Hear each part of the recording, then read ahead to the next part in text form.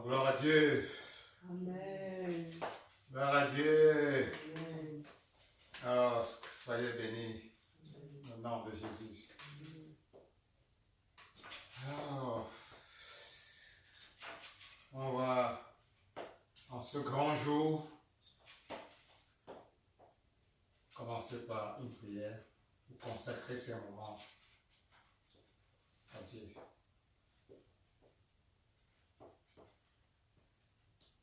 Oh Seigneur Dieu, nous voici assemblés ici pour célébrer ta naissance, ô Seigneur Jésus-Christ.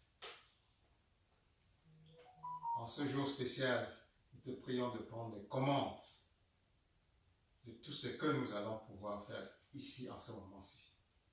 Au nom de Jésus, Amen. sois l'alpha et l'oméga de toute notre présence et de toutes nos activités ici aujourd'hui. Au nom de Jésus. Père, prends le contrôle de ton humble serviteur que je suis.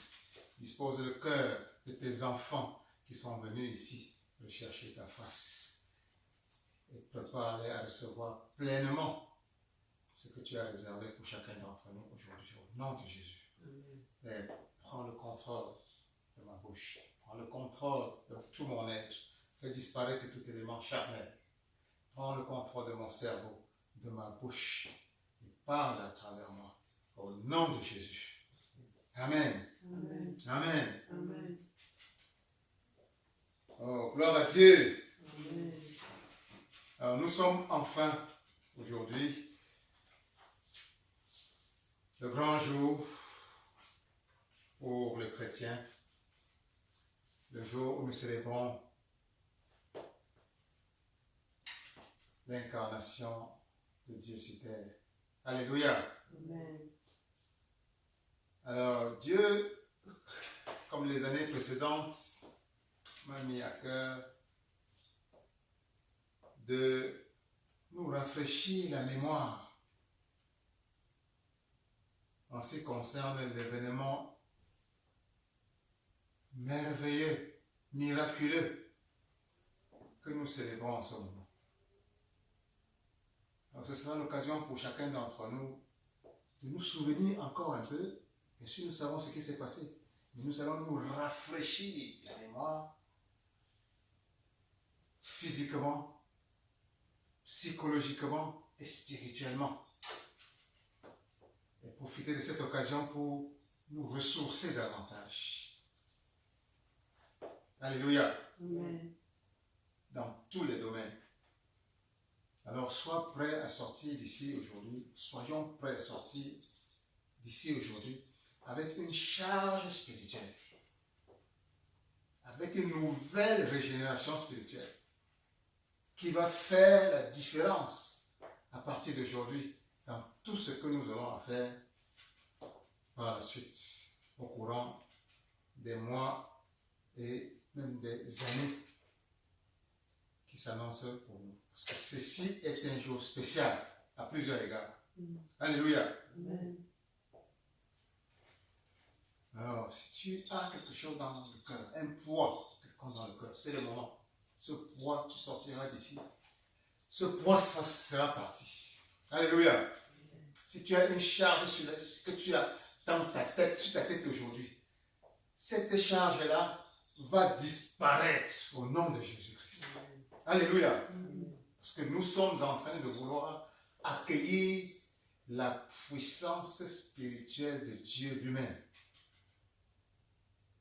Et cette puissance est capable de tout désintégrer, de tout ouvrir, de tout débloquer dans ta vie. Alléluia.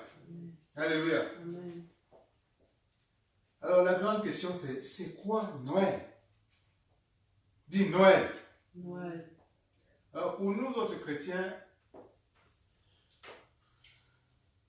parce que chacun là dehors, chacun sur cette terre célèbre plus ou moins cette fête, mais en lui donnant des significations différentes. Pour toi et moi, chrétiens, Noël, nous célébrons l'incarnation de Jésus-Christ. Alléluia. L'incarnation de Dieu sur terre. Dieu, à un moment donné de l'histoire, a décidé de descendre lui-même de la forme purement spirituelle que Dieu est, de descendre lui-même sur cette terre dans la forme charnelle. C'est cet événement que nous, chrétiens, nous célébrons aujourd'hui. Alléluia. Et pourquoi Dieu est descendu sur cette terre sous la forme humaine? Il faut revenir loin à la création même de l'être humain. Dieu a créé, comme la Bible nous l'enseigne, le premier homme qui s'appelait Adam et Ève. Adam et Ève étaient destinés à vivre dans un paradis et à vivre éternellement, dans un bonheur perpétuel, dans ce que la Genèse appelle l'Éden. Alléluia. Mais par un concours malheureux de circonstances, Adam et Ève ont été chassés du paradis, de l'Éden. Alléluia. Nous savons tous pourquoi. Parce que ils ont choisi de désobéir à ce que Dieu leur avait demandé de ne pas faire. Et ça leur a fait perdre le droit de vivre éternellement. Et le droit de mener une existence parfaite, dans le bonheur absolu, sans aucun besoin qui ne soit assouvi. Mais Dieu, dans son amour infini, a vu que Adam, chassé du paradis, a commencé à souffrir. Ses descendants ont commencé à souffrir, à connaître une existence qui était loin de ce que Dieu imaginait. Et c'est pour cela qu'à un moment donné de l'histoire, il a décidé de descendre lui-même sur cette terre. Alléluia. Descendre lui-même sur cette terre sous la forme humaine. Et c'est ce jour-là que nous célébrons aujourd'hui. Ça correspondait à la naissance de Jésus-Christ. Alléluia. Donc Jésus-Christ est descendu sur cette terre pour permettre aux êtres humains, finalement, de se réconcilier avec Dieu. Pour permettre aux êtres humains, à toi et moi, de désormais pouvoir encore embrasser ce que Dieu, la forme, la vie que Dieu voulait pour chacun d'entre nous. Une vie parfaite, une vie d'immortalité, une vie de bonheur et de joie totale et infinie. Alléluia. C'est ce que nous célébrons aujourd'hui. La descente de Dieu sur terre sous la forme humaine pour briser la séparation entre toi et Dieu. Alléluia. Pour tout homme qui reconnaît Jésus pour ce qu'il est, c'est-à-dire Dieu incarné sur cette terre, et qu'il invite à entrer dans sa vie. Cette porte, cette séparation entre lui et Dieu tombe immédiatement. Alléluia. Et ce n'est pas quelque chose qu'on t'explique, tu le ressens toi-même. Tu sens la transformation. Et c'est ce que nous appelons être né de nouveau. Alléluia. Être born again. Alors, quand on lit la Bible, qui est la parole de Dieu, la Bible est divisée en deux parties, il y a l'Ancien et le Nouveau Testament. Jésus-Christ commence le Nouveau Testament.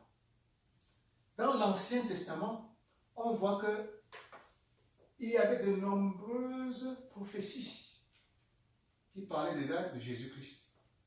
Donc Jésus-Christ, avant de venir, on l'avait déjà annoncé longtemps à l'avance. Et c'est ça qui prouve que c'était un événement que Dieu avait préparé longtemps et avait annoncé aux autres êtres humains. Et nous allons lire quelques passages de la Bible qui font justement trait à ces prophéties. Alors, si vous avez votre Bible, on va le lire ensemble, je vais le lire. On va commencer par lire que un des prophètes, le prophète Ésaïe, par exemple, le prophète Ésaïe parlait déjà 6 siècles avant que Jésus-Christ ne vienne. Il l'annonçait déjà.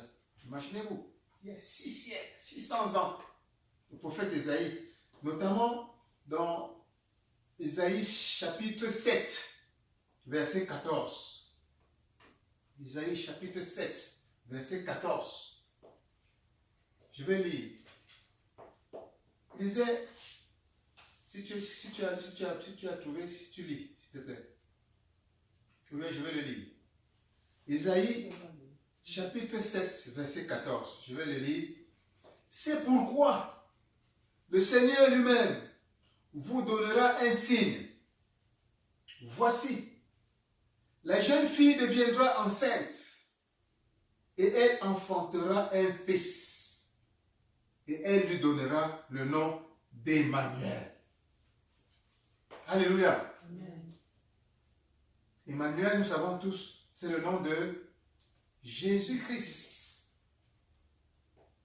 Voilà un prophète qui 600 ans déjà parlait de Emmanuel. Et il parlait d'une jeune fille. Nous savons qui était la jeune fille. C'est Marie. Marie. Dieu lui avait déjà montré qu'il y avait une jeune fille qui sera enceinte et enfantera un fils à qui on donnera le nom d'Emmanuel. Emmanuel, c'est Jésus-Christ. Et la Bible nous dit que Emmanuel signifie Dieu avec nous. Dieu avec nous.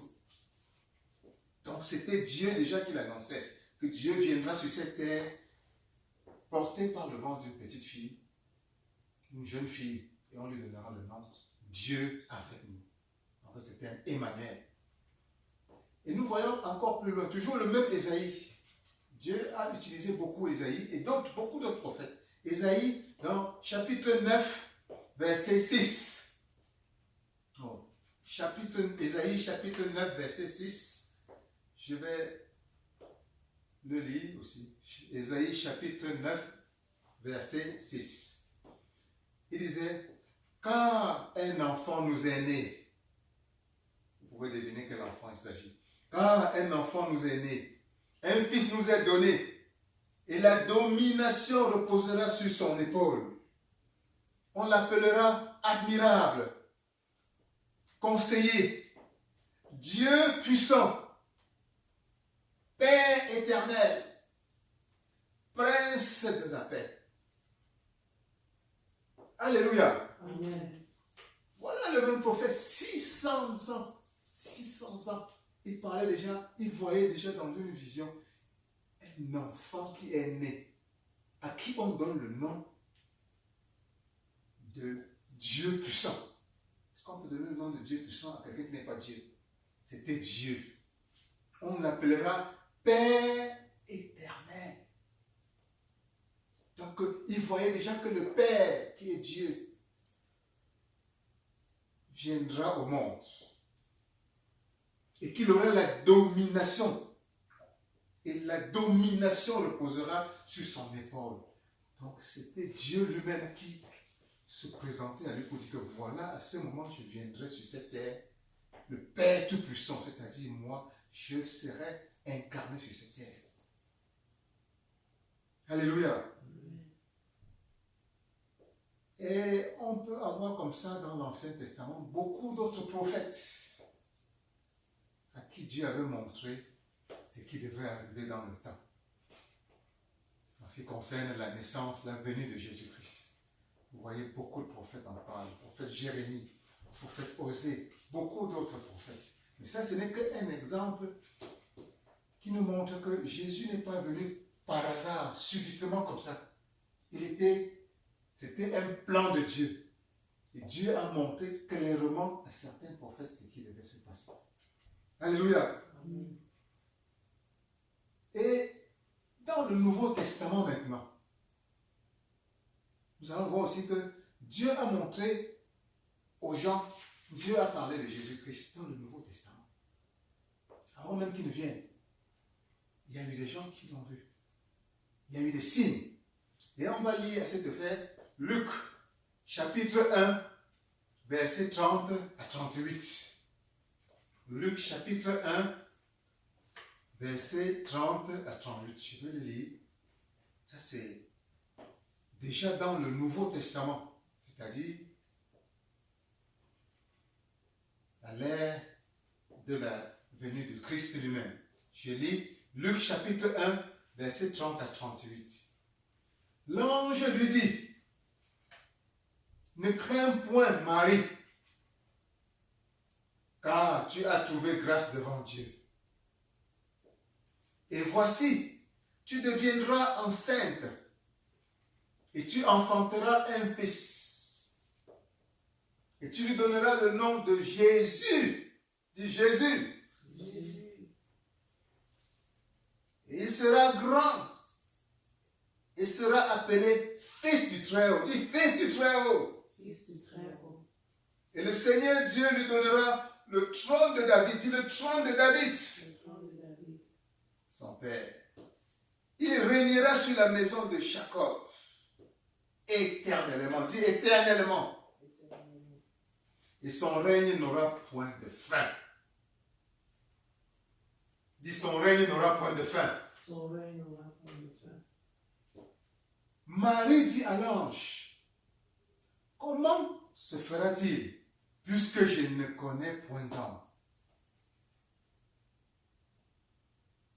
L'ange lui répondit, le Saint-Esprit viendra sur toi et la puissance du Très-Haut te couvrira de son ombre. C'est pourquoi le Saint-Enfant qui naîtra de toi sera appelé Fils de Dieu. Dis Fils de Dieu. Fils de Dieu. Voilà, ça continue. Voilà, Élisabeth, ta parente, a conçu, elle aussi, un fils en sa vieillesse. Et celle qui était stérile est dans son 6e mois. Car rien n'est impossible à Dieu. Dis, rien n'est impossible à Dieu. Rien n'est possible à Dieu. Marie dit, je suis la servante du Seigneur, qu'il me soit fait selon ta parole. Et l'ange la quitta. Alléluia. Amen. Voilà Marie. C'est la mère, la future mère. Ici, elle est la future mère de Jésus. C'est encore une femme qui est vierge, qui n'a jamais connu d'homme. Et dans cette vision, un ange lui apparaît et lui parle que Marie, tu enfanteras un fils. Voilà, il lui parle déjà de la naissance future de Jésus. Cette scène nous raconte la naissance future de Jésus. Quand Marie, pour la première fois, étant encore vierge, un ange lui dit que tu vas enfanter un fils. Elle lui dit, mais je n'ai pas connu d'homme. Comment tu me dis que je vais enfanter un fils? Et Marie est surprise. Et l'ange lui dit, je sais que tu n'as pas connu d'homme. Et en ces termes, il lui dit, le Saint-Esprit viendra sur toi et la puissance du Très-Haut te couvrira de son ombre. L'ange est en train de lui expliquer maintenant comment elle va concevoir cet enfant. Ce n'est pas un enfant qui sera conçu par des voies humaines. C'est la puissance du Saint-Esprit elle-même qui va concevoir cet enfant. Alléluia. Amen. Et on lui dit, c'est pourquoi ce sera un enfant saint. Et on va l'appeler le Fils de Dieu. Alléluia. Amen. Parce qu'il sera conçu directement par le Saint-Esprit. Alléluia. Amen. Car rien n'est impossible Adieu. à Dieu. Dis, rien n'est impossible à Dieu. Rien n'est impossible à Dieu. Rien n'est impossible à Dieu. Rien n'est impossible à Dieu. Dis à quelqu'un à côté de toi, rien n'est impossible à Dieu.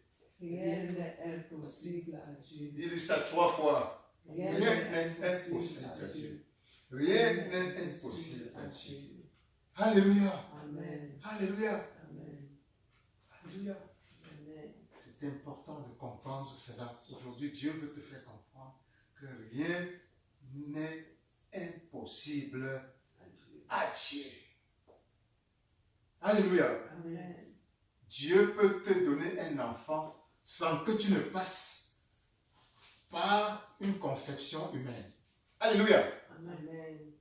Dieu peut te donner directement un enfant par son esprit. Parce que rien n'est impossible Dieu. à Dieu. Alléluia. Amen. Alors nous voyons donc là comment Dieu a décidé par amour de s'incarner dans la forme humaine pour donner sa vie pour toi. Alléluia. Amen. De s'incarner dans la forme humaine. Et c'est très important de comprendre cela, que Dieu s'est incarné sous la forme humaine, dans la chair. Alléluia. Amen. En utilisant une femme qui s'appelait Marie. Alléluia. Amen. Jésus est la forme charnelle de Dieu. Amen. Amen. Et dans l'évangile de Jean, la Bible identifie le Christ au Verbe créateur. On va lire Jean, chapitre 1, verset 1 à 3. Jean, chapitre 1, verset 1 à 3. Je vais lire.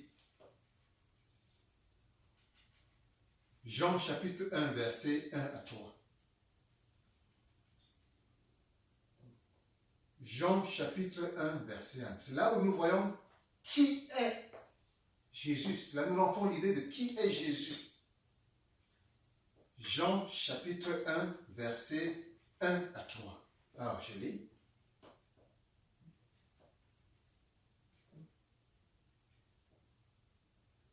Au commencement,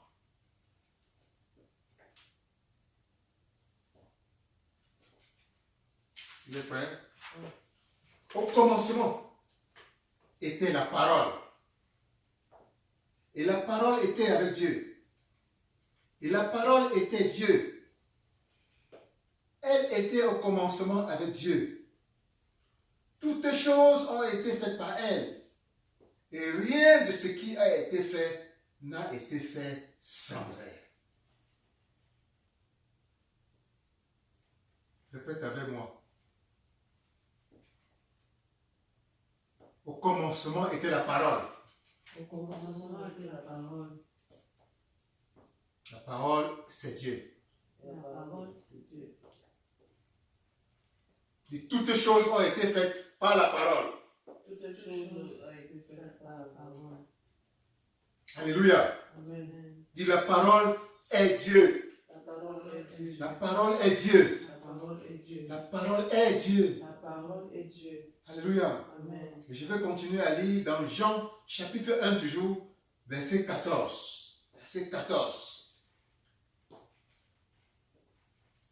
Et la parole a été faite chair. Alléluia. Amen. Et elle a habité parmi nous, pleine de grâce et de vérité. Et nous avons contemplé sa gloire, une gloire comme la gloire du Fils unique venu du Père. Alléluia. Amen. Dans ce verset, Dieu nous dit que la parole a été faite chair. La parole que nous avons lue, la parole est Dieu. Maintenant, la parole est devenue chair. Nous savons, la parole est devenue chair, c'était qui? C'était Jésus-Christ. Alléluia. Amen. Répète avec moi, la parole s'est faite chair. La parole s'est faite chair.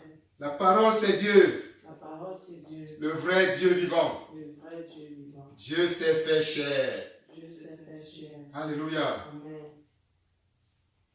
Et dans Jean, chapitre 1, toujours, verset 18, la Bible déclare encore, Jean chapitre 1, verset 18, la Bible déclare, personne n'a jamais vu Dieu.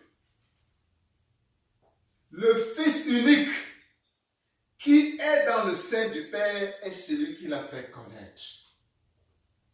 Alléluia. Dis, personne n'a jamais vu Dieu. Personne n'a jamais vu Dieu. Personne n'a jamais vu Dieu. Ouais. C'est Jésus-Christ. C'est Jésus-Christ dans la forme charnelle qui permet à l'humanité, aux hommes, à toi et moi, de pouvoir toucher Dieu. Parce qu'il est devenu chair. Alléluia. Dieu est esprit. C'est Jésus-Christ en s'incarnant dans la forme humaine. Jésus-Christ qui représente la forme charnelle de Dieu, qui a permis que nous puissions connaître Dieu. Alléluia. Amen. Jésus-Christ est donc Dieu qui s'est fait homme pour te révéler, pour te faire connaître qui est ton créateur. Le créateur de tous les hommes et de tout l'univers. Alléluia. Amen. Et Jésus-Christ te dit que si tu le reconnais comme ton sauveur, si tu l'acceptes et l'invites dans ta vie, il viendra te débarrasser de tous tes péchés, de tout ton poids de l'existence humaine. Et il est le seul qui peut le faire pour toi. Alléluia. Amen. Il est le seul qui peut le faire pour toi. Et à cet effet, l'apôtre Pierre dans la Bible affirme ceci au sujet de Jésus-Christ. Voici ce que l'apôtre Paul affirme.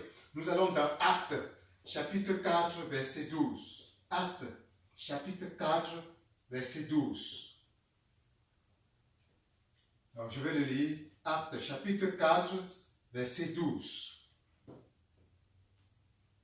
Alors, Actes, chapitre 4, verset 12.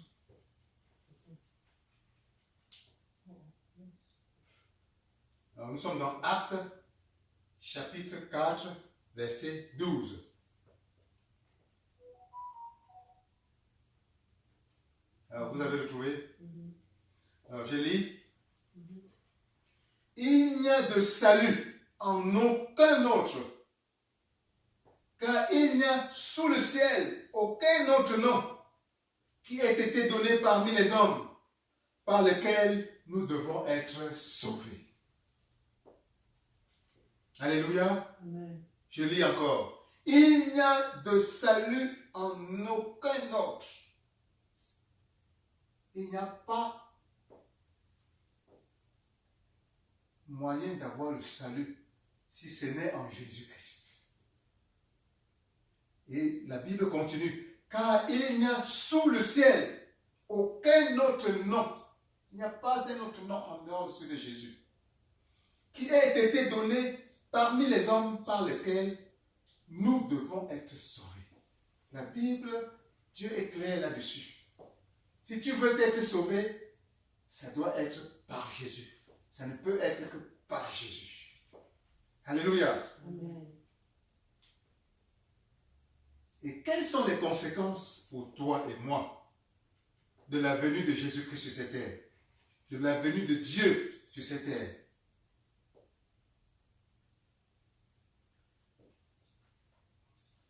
Toi qui as accepté Jésus dans ta vie, la Bible affirme que 1. Dieu est maintenant vivant en toi. Alléluia.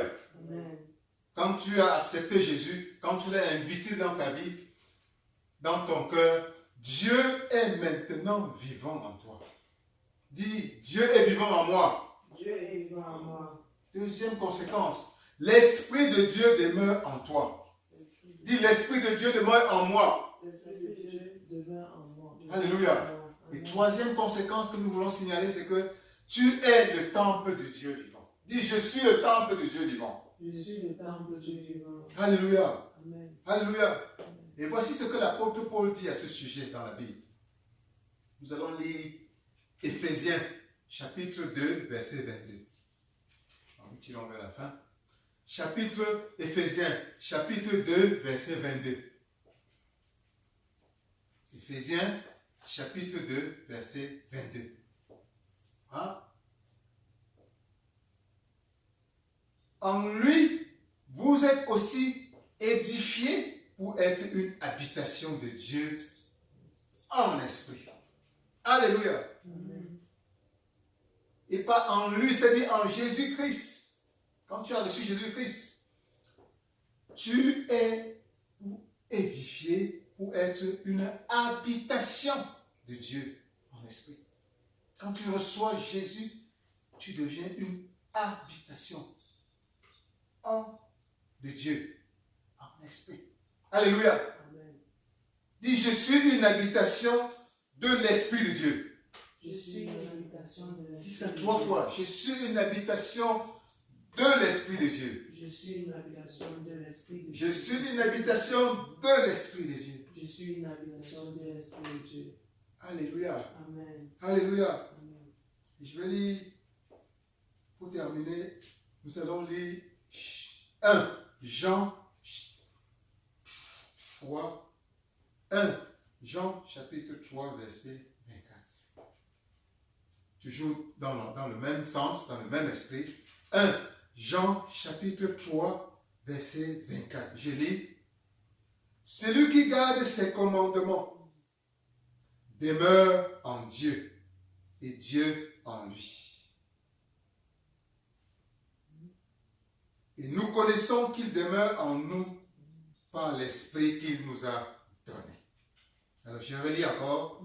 Celui qui garde ses... Nous sommes dans 1 Jean chapitre 3, verset 24. Celui qui garde ses commandements demeure en lui et Dieu demeure en Dieu et Dieu en lui. Et nous connaissons qu'il demeure en nous par l'Esprit qu'il nous a donné. Alléluia. Amen. Répète simplement avec moi. Le Christ demeure en moi par le Saint-Esprit qu'il m'a donné. Le Christ demeure en moi par le Saint-Esprit qui m'a donné. Le Christ demeure en moi par le Saint-Esprit qu'il m'a donné. Le Christ demeure en moi par le Saint-Esprit qui m'a donné. Le Christ demeure en moi par le Saint-Esprit qu'il m'a donné. Le Christ demeure en moi par le Saint-Esprit qui m'a donné. Alléluia. Amen. Et si Dieu demeure en toi, comme l'ange disait à Marie, rien ne m'est impossible. Alléluia. Amen. Dis, rien ne m'est impossible. Rien ne m'est impossible. Car rien n'est impossible à Dieu Car rien n'est impossible à Dieu. qui demeure en moi Qui demeure en moi par le Saint-Esprit qu'il m'a donné. par le Saint-Esprit qui m'a donné. Tu vois combien tu es puissant? Amen. Tu as reçu Jésus-Christ. Et si le Christ demeure en toi, Dieu demeure en toi par l'Esprit que Jésus-Christ apporte en toi. Or, en Dieu, pour Dieu, rien n'est impossible. Alléluia. Amen. Rien n'était donc impossible. Rien n'était donc impossible. Parce que l'Esprit de Dieu est en toi. Et par l'Esprit de Dieu qui est en toi, rien n'était impossible. Alléluia. Amen. Rien n'était impossible. Avec la puissance de Dieu qui est en moi. Dis, avec la puissance de Dieu qui est en moi. Avec la puissance de Dieu qui est en moi. Rien ne m'est impossible. Rien ne m'est Il n'y a impossible. pas d'obstacle que je ne peux lever. Amen. Il n'y a pas de rêve que je ne peux atteindre. Amen. Il n'y a pas de problème que je ne peux résoudre. Amen. Par l'Esprit de Dieu qui demeure en moi. Par l'Esprit de Dieu qui demeure. Par la puissance de Dieu qui demeure en moi. Par la puissance de Dieu. Rien ne m'est impossible. Rien n'est impossible. Rien n'est impossible à Dieu. Rien n'est impossible. Bon, l'Esprit de Dieu est en moi. L'Esprit de Dieu est en moi. Parce que Jésus-Christ est en moi. Parce que Jésus-Christ est en moi. Rien ne m'est impossible. Rien ne m'est impossible. Je suis vainqueur. Je suis vainqueur. Je suis vainqueur Je suis vainqueur. à travers le Christ À travers le Christ qui est en moi. qui est en moi. Que Dieu vous bénisse. Amen. Que Dieu vous bénisse. Amen. Joyeux Noël. Noël. Joyeux Noël. Noël. Joyeux Noël. Noël. Joyeux Noël. Joyeux Noël. Joyeux Noël. Joyeux Noël. Que Dieu nous bénisse. Amen. Que Dieu nous bénisse. Amen. Nous donne la victoire. Amen. Au nom de Jésus. Amen. Merry Christmas.